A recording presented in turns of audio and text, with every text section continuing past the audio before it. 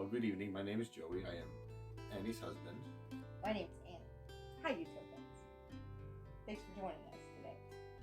We're in the Ozark Mountains on the Cluck G Cells Homestead, which no one's ever asked us before what Cluck G Cells stands for. They have asked us where the name came from, but no one ever actually said what it stands for. So, Cluck was my mom's last name and is my maiden name, and my dad's a farmer. It's his last name. And then G stands for Joey.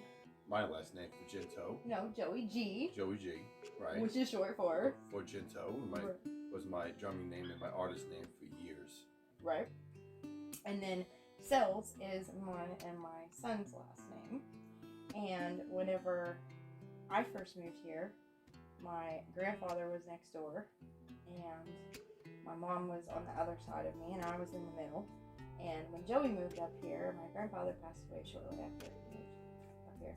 And so then Joey was smashed in the middle. So when we were starting to raise chickens and ducks and guineas and goats and raise lots of fruits and vegetables and plants, we were praying about a lot of what the name of this homestead should be.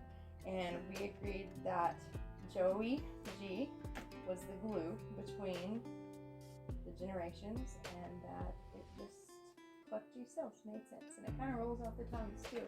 Now, I don't know about you, but on social media, because of Ozarks living, which we chose for a number of different reasons, but we are living in the Ozarks, and it's a lifestyle that we want to share with people. Everybody calls me Ozarks. Like when I'm interacting on social media channels, right? Everybody calls me Ozarks, which is cool. It's cool. There's a sweet girl that I was on live with earlier in California while she was at the farmers market, and she was like, "Hey, Ozarks," and then she actually said Ozarks living. But I was like, okay, so that's the most we'll ever get out of people is Ozarks or Ozarks living. But I'm good with that. I can totally live with that. So tell us a little bit about why it is that of all the places in the world that you could choose to live, not knowing things of like, what different tools were and how to use shovels and, basic things that those of us that grew up in the Ozarks take for granted, that you would ever end up here and on a homestead. I was born and raised in New York City, in Staten Island, one of the 5 boroughs. That's an island, right? That is an island. Okay. You're raised on an island. Water. Okay. And I grew up more of the traditional and the more of the I guess the common way of living. Oh, are we going to be reverse racist here for just a second? Like, what's common? Yeah. What's common? Tell me what's common. Have a house and have neighbors next door every 15 feet between the two. So you grew homes. up as a suburbanite. Suburbanite, yes. I can't even say that word. Suburbanite? Suburbanite. I can't say half the words that are normal. I can say that. That's pretty good. Suburbanite, okay. Suburbanite. So you grew up as a suburbanite. Yes, and... Riding the submarine. I mean... Submarine! No, the subway, right? Yes, pretty much. Public transit. Yes, used to public transit, getting back and forth, working in Manhattan, and... So how old were you when you got a driver's license? Oh gosh, I would say 20, almost 20 years old I got my driver's license. Ooh, okay, you're almost 20 when you got your driver's license. And when did you start like driving on a regular basis? On a regular basis? Mm-hmm. In my 20s. Okay, in your 20s. In my 20s. Into your 20s. Yes. You can tell how tired I am. Alright, now, and when I was 20 years old, I started driving regularly. Regularly. Alright, sweet. Now, those of us that grew up in the country and on farms, we started driving like way earlier than that.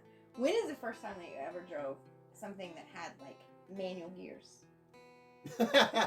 Last week. What were you doing?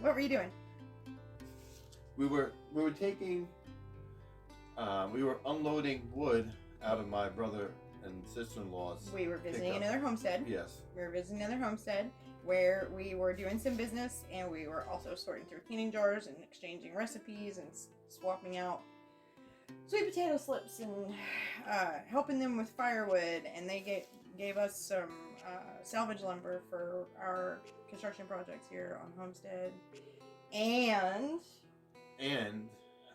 a new vehicle. Oh, That well, was I really wasn't gonna good. mention that, but yes, Yeah. we did. We traded. We actually traded. We traded goats for Did a you ever? vehicle. Okay, did you ever think that Never thought in my lifetime that I you would say, be like, hey, I traded, and that's only your third car that you've ever had in your life? Third? You said your Mercury Mountain, yeah? five, including the Ford truck pickup. Oh, I wouldn't count that, but that's Alright, so okay. it's 4. Yes. Yeah. So that one you traded for 2 goats. Did you ever in a million years think that you would say that you traded a vehicle for goats? Nope. Never would have thought in a million years that I will be driving my wife's Jeep and having a goat in the back seat while she's holding onto the goats either. Okay, you're now. I know listen, jumping around. But you that's are, what and you're gonna tell all the good stories on the first day. Like we gotta hold stuff. We can't tell everything. We'll see now if that's a on your prequel. They're gonna first- go, what's that story? No, they have to wait.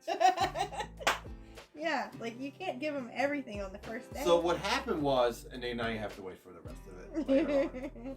Okay, so no, seriously though, a guy who was born and raised on an island as a suburbanite, who didn't even, yeah, I got it, who didn't even drive a personal vehicle on a regular basis until they're in their 20s. How did I find themselves at the age of 32 living in the Ozark Mountains on a homestead, no less? I am a professional drummer, Okay. and my dreams were always to perform and be a professional drummer, either in New York City playing on Broadway, or Which you did. which I did, and always to be a touring musician out of Nashville, Tennessee, Which you also did. which I also did. Okay. And during those years of when I moved to Nashville, when I was 25 years old, and I would say 4 years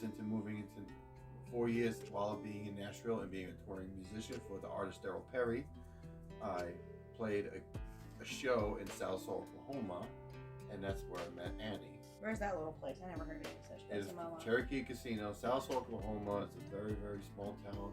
Pretty much, I would say northwest of Arkansas. Yeah. Right, That's right in the river bottom. Okay, so And west. it's technically on the Oklahoma side. That's South Salt, Oklahoma. Right. Okay. But So- it's not far from Portland. No, it's not. And that's when I very first met Annie, and we were long distance for just about 2 years. Off and on for 2 years. I don't know, for 2 years. Mhm. Yeah. And finally sealed the deal in August of 2019 So what do? to move to Arkansas to be with, Oh, to you be moved with you. Yes. The most feasible thing to do was to move to Arkansas, that way we could have a life together. What do you mean feasible? What is feasible? Feasible's feasible. Jesus thing. Was that Able the to- easiest thing? No, not really. Easiest thing would just not be together. Whoa, alrighty then. But we knew that wasn't the case. I almost sat on the kitty cat leg. Yeah, you did. Okay. And So you moved here. so yeah, after coming from California and Oregon, performing for the artist Cameron Sierra, I visited Annie for a whole week, because that whole week we between jobs to visit and Get to know the area. get to know the area. Check and out the that's- sites. Right, and the day that I discussed moving to Arkansas to be with Annie was also the same day I discovered the Arkansas and Missouri Railroad. Okay. What was your relationship with the Arkansas Missouri Railroad? Like why is that any different than any other railroad? And like most people don't really know a lot about railroads, so like, So the whole thing started where I bumped into a woman who is the the excursion manager for the railroad. She runs the passenger trains, mhm. and she realized I had a camera in my hand and I'm a photographer, and so she wanted me to work with them in doing a photo op for Let me stop the you just calendar. a second. You said you're a photographer. You're not like a normal photographer. Like No. what kind of a photographer are you? Like what is your specialty? What have you spent like most of your like kid to adult life like doing? What is it that you are the most known for? I was the most known for as a railroad photographer. A railroad photographer and what's called a rail fan. A rail fan. What's a rail fan? Tell us a little Rail bit. fan is someone who enjoys the operations and history of American railroads or railroads in general. Okay. And the rail fan term came as American term. All right. So when I envision like what you're saying, like I'm envisioning somebody that's like a tornado chaser that like chases tornadoes across the country. Like, is that what we're talking about here? It could. I mean, what is it that a person could do that they can make 800 YouTube videos of that has to do with choo-choo trains? Like, I mean, come on, tell us about this. Absolutely. Well, a rail fan is a lot like being a tornado chaser, but it's more starts out as being, if you enjoy fishing, you go out and you're out of your home, you're out in fresh air, and you are literally sitting there. You may catch something, you may not catch something, but the fact is you're outside just enjoying the fresh air and hopes that you may catch a train. And that's what fishing? Real fanning. Just like, fishing's just like real fanning. You said we were going fishing, so I was fishing. And, I don't know about you. Right. So, but just like fishing, there's a lot of patience in being a rail fan. And like you're catching a fish on a hook, you're more of seeing a train or catching a train on camera. And it's just the thrill of seeing those things go by and capturing those moments in time. Especially that there's all different kinds of equipment and it's history every time you catch or something like that, because transportation always changes. And therefore tomorrow you may not see the same locomotives and freight cars as you did yesterday or the day before. And well, I think we all not to cut you off, but I think we all see trains. Like, how does a person go from, oh yeah, there's a train, or and being impatient when one's crossing the tracks, to, like I said, chasing them across the country. And 800 YouTube videos. That's a lot of YouTubes. That's a whole lot of YouTube videos. Yeah. Well, my dad took me when I was 5 years old to watch a train go by. Okay. In upstate New York, in Congress, New York, where my uncle lived. Okay. And it was intense because of 6 locomotives and a whole lot of freight cars. And here I am going, whoa, I'm like 6 feet away from the train, which is absolutely illegal. Yeah, it is. But it was the 90s. No one really cared as much as now. And I still have videos of that on YouTube, ironically. Oh, you do? They haven't taken them down? do. You're so lucky. I do. So are you going to put the links below for us, so like anybody that's interested in learning more about Joey, the imaginary Joey husband, Yeah. like what he does with the choo-choo trains? So yeah, and what I do is, well, my dad introduced me to model railroading. Okay. Model trains. And that was our thing as father and son for about 20 years. Even when I was living in Tennessee. That's a long time playing with choo-choo trains. And living in Tennessee, and even now, he still helps me with the layout and the train layouts, and we keep in touch about all the different model railroading news and railroading news. All right, so somebody that's new to this whole saga is going to be hearing you say helps, like present tense. So you still play with choo-choo trains? I still do. Tell me a little bit about that. I will. I started a model train business where I custom paint and weather and add detailing decals to model trains for clients all over the country. Like toy trains? Toy trains, yes. Okay. And the business is called Touch of the Brush Model Weathering. Okay. And that name is also on all social media platforms, including Instagram and YouTube. And no shameless self-promotion here. Absolutely not. I am all over the place, even on Facebook. Okay. And we're also a part of the National Model Railroad Association. Okay, what is that? Is whoa. Slow down, Mr. Choo-Choo Man. Like, we don't know what you're talking about here. I'm about to explain it. Okay, but no, go back to the choo-choo trains. So you play with choo-choo trains like as an adult? Like, how does that work exactly? As a child, you play with toys. It becomes more of the experience of learning how real railroads work and the operations. Okay. And also I enjoy creating realistic scenery. Okay. And so like dioramas. Yes. But that work. Yes. They're Okay. 3D dioramas. Okay. 3D art, and it's animated. hence the trains moving, or anything you want to move, you can move. Okay. And like, who does this? Like, obviously you do, or you wouldn't be talking about it. But who else does this stuff? Oh, there's tons of people all over the country, but within just this, my small pack, I would say my father taught me. My uncle used to. My grandfather used to. Okay. And I have a lot of friends in New York and Pennsylvania, Alabama, Tennessee, Kentucky, just about everywhere around the world. So are you gonna share this this vlog with them? Are you gonna share with them like where you talked about this and open up to the whole world and we're all transparent about what you do? Yeah. Sure. Okay. Cool. Absolutely. We will appreciate getting feedback from you guys about what you think about this crazy story that we couldn't have written if we wanted to. That is our story for the Clutch Details. Oh, it is.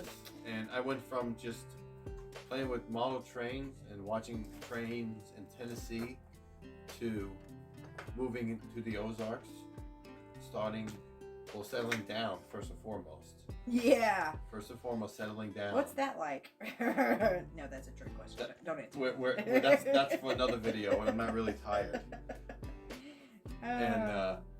It sounds like you stay pretty busy. You must be pretty tired like all the time.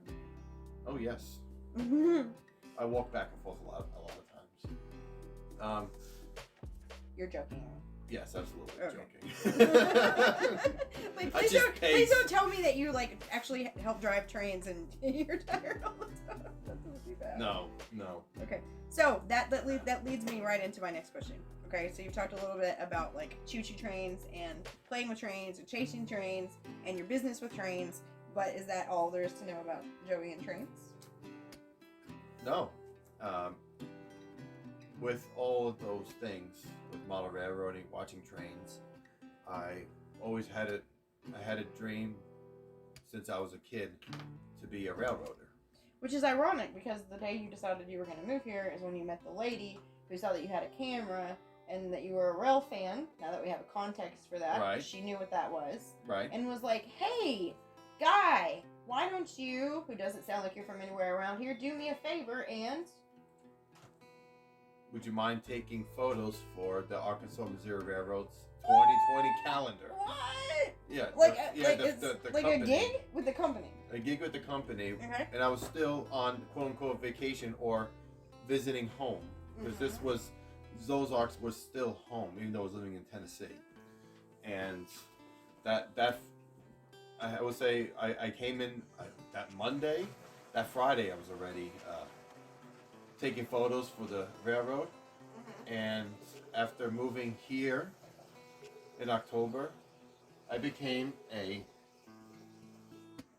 show conductor for the railroad. Stop. Which is also... Hold on, slow down. You're going way too fast for the YouTubers. How am I going so fast? Because you gotta slow down. They gotta process. I mean, this is long. So what is that you just said? Like, what is that title you just said? I was going to say... show conductor? A show conductor is a tour guide. We collect tickets. We represent what passenger train conductors used to be.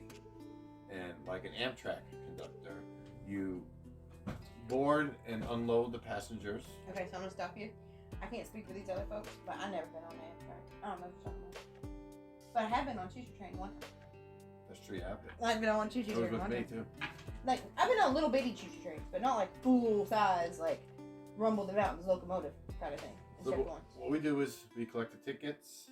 Okay. We serve food, and we are also a tour guide throughout the trips. And we run our trains from Springdale, Arkansas, all the way down to Van Buren. Okay. Now is that a north-south route, east-west? Like, what are we talking? That is the north and south route. Okay. And does it run through the Ozark Mountains? It goes right through the Ozark Mountains. All right. Now we're talking. And is there a lot of history there? And there's plenty of history. Like what? Tell us just a little bit. Well, late 1800s, it started with the Frisco Railroad, and the Frisco Railroad expanded all the way up into Missouri and spread across out west. And then when they merged with the Burlington Northern Railroad in the 1980s, they abandoned that very same line that runs through northwest Arkansas. It wasn't until 1986 where I forget who, but I would say some board members came together and they established the Arkansas Missouri Railroad in 1986. And in the early 90s, they started the excursion runs, whereas their normal business is hauling freight. They are a freight railroad first and foremost. And we run trains out of Fort Smith, Arkansas, and Van Buren, Arkansas, all the way up throughout Springdale, Rogers, Northwest Arkansas, up to Monette, Missouri. And we interchange with 3 other freight railroads. Okay. And the excursions is really to keep the public interested in the railroading, and the railroad, with having the excursions, it really, I would say, keeps the... Well, you have to know a little bit about our culture here. So, like, the River Valley, right, is where the old fort that was the end of the Indian territory, the end of civilization, the beginning of Indian territory back in the day, was at Fort Smith. And the town next to that was Van Buren. Now, Van Buren was the county seat back in the day, and it was the county seat because, it wasn't the county seat. Chester was. And the reason Chester was the county seat back in the day is because all of the commerce and everything of these mountains came through Chester and then went down into the River Valley to then be dispersed across the country. All of this was possible because of the railroad. Most people don't know that.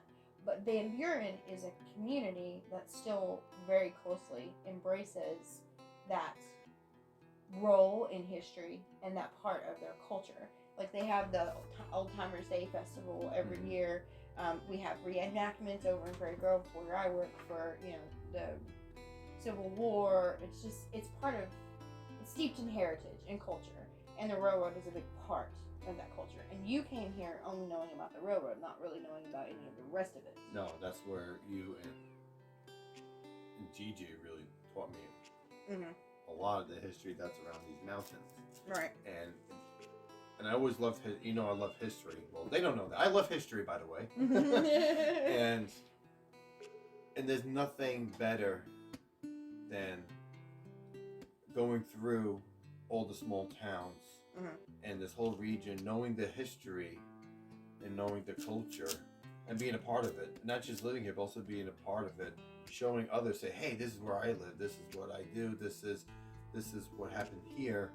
And to give a whole different perspective and respect for Arkansas, which a lot of folks don't know of, especially this part of the state, which is beautiful mountain scenery, rich with very American history. Yes, but absolutely. very rural with a lot of farmers. Yes. And, Now, most of the farmers that are around here, would you say that the vast majority of them are commercial? Yes. Like, the vast majority of them are like chicken and cow farmers, and they're commercial. Most of Tyson's a Highland. Not just Tyson. I said Highland. I know, not just those though. Because There's okay, food is usually like, I mean, come on, we got some of the biggest chicken industry in the world. Yeah. But anyway, point being that there's not a huge number down here in the southern part of the Ozarks of homesteaders. There are some, but not a huge number.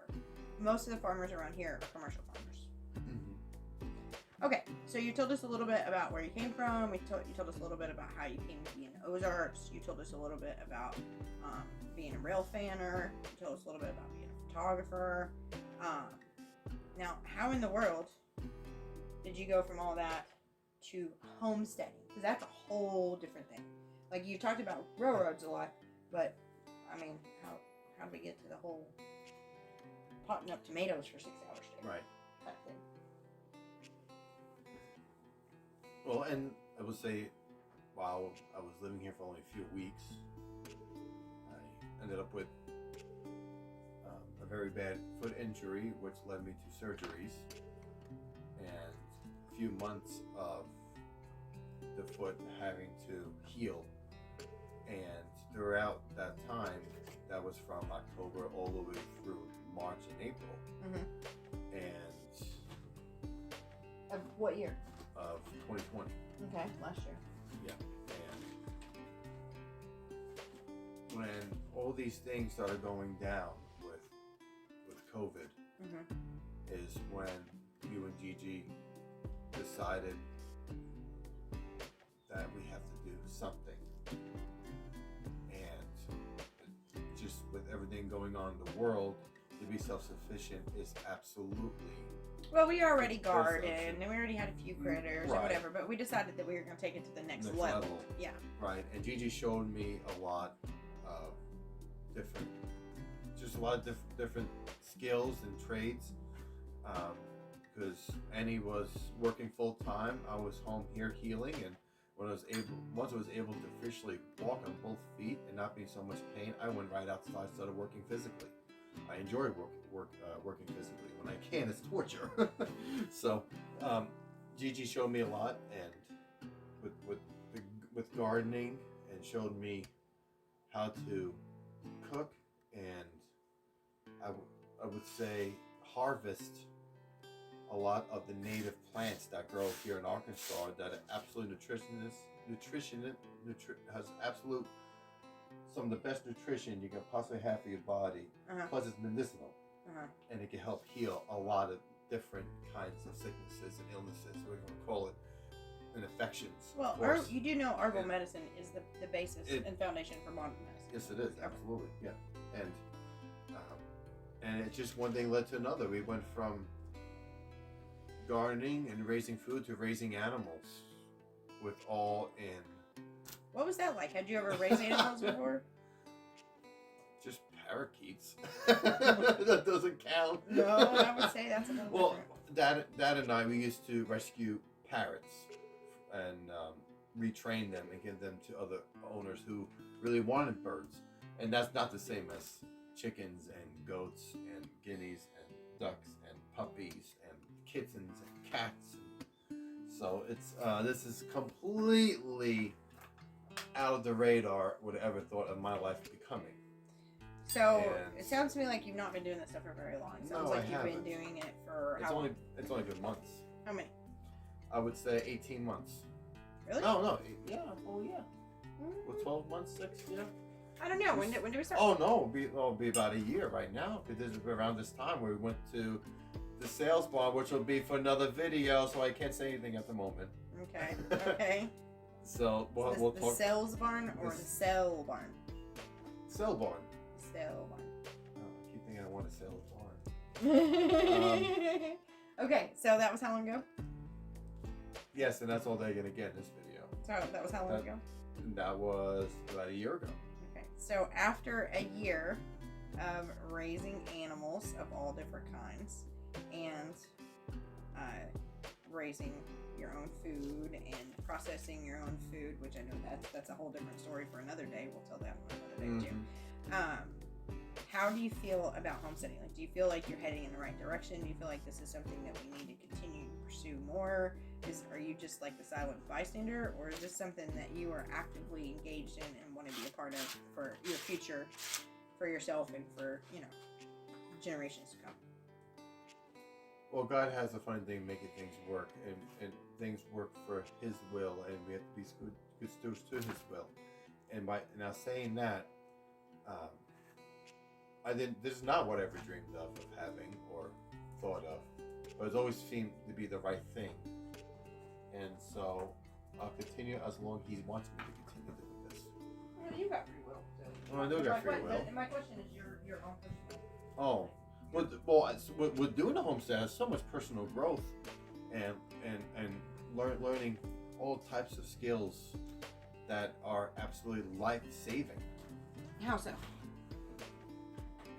Learning how to make your own food, cook the food that you made, learning how to stretch meals, build fires, split wood, all the things that are not of the material world. These are things that come naturally in the world that is here for us. And if things really go to a point where you need to survive, I have a lot of the skills and trades where I haven't had a few months ago that I have now, where I can survive. And there's a lot of different types of, I would say, skills, including construction, where I thought I knew. I had no idea. And Dad and I used to do a lot of construction, and then when I moved to Nashville, obviously there wasn't much of that, so I lost a lot of the terminology, the skill level that I used to have, and not only that I gained that back, but I also learned a lot more. And my family has no idea how much I really know. They really don't. I could show them in videos and tell them, but unless they're here, it's really not. It just seems foreign, and to me sometimes it seems so foreign because it's still a classroom. You're still learning, right? Right. And we'll continue to learn as we do more things that you've never done before. And every day it's a learning experience. Like we will sit and have our dinner watching homesteading videos. Or what's your favorite ones? Roots and Refuge is how I started and how I started learning with you. So Jessica and her family absolutely going to be number one for me and always will be. Big Family Homestead is another one. They have some great videos. They're a great couple. Great family. And there's a few others I can't think of the name of. Which one did Mom talk about the most before she passed away? Jordan? No, come on now. Everybody's going to be out there saying it, going, yeah. Justin. Not Justin Timberlake. You're so funny. You are so funny. I'm gonna email you. I'm gonna email you, Justin, and I'm gonna tell you that my husband publicly on YouTube called you Justin Timberlake. No, his name is Justin Rhodes. Justin Rhodes, that's it. Oh my gosh. The last name. If Mom said Justin said one time, or Justin does this, or Justin does that, or Justin does this, or Justin says this, it was continuous. It was if you guys want to laugh, I thought Justin was a family member for the longest time. You didn't know that, did you? No, Because I didn't feel like an idiot asking about it. Because I don't want to feel like an idiot. You're like, who's this Justin person that raises chickens? Yeah, it was like Justin said, and you guys are talking. I thought it was some guy you guys knew, Mulberry, or was like a family member, like a distant cousin. So I never said a word. So I was eventually I'll find out because I feel like I'm asking way too many dumb questions. You thought Justin Rhodes was a family member. No, he is a notorious homesteader. He's one of the first ones that really went out there and showed the world on YouTube, because he did this thing, the American Roadshow, where they went from town to town, community to community, visited homesteads all across the country. I think, if I remember correctly, they did it for 2 years, right? And they traveled with their whole family in a bus and just went from place to place to place until they settled down and started their home. Yes. And they're iconic. Well, I want to thank you for taking a little bit of time out of your busy schedule to sit down and visit with me today, because so far it's been my voice and my face on most of the videos, and we want to change that going forward. My pizza's waiting for me, so I'm pretty busy at the moment. I'm saying I finished my dinner. I was only kidding. I was gonna say, I know for a fact you ate your pizza. Why are you tripping, man? What are you talking about? Yeah. All right. I got a busy day tomorrow, big day tomorrow, so it's gonna be exciting. Yeah, get back on the railroad. Back on the railroad. So, together, we want to say that we pray that everyone is safe and they be blessed. Amen. Until next time. Until next time.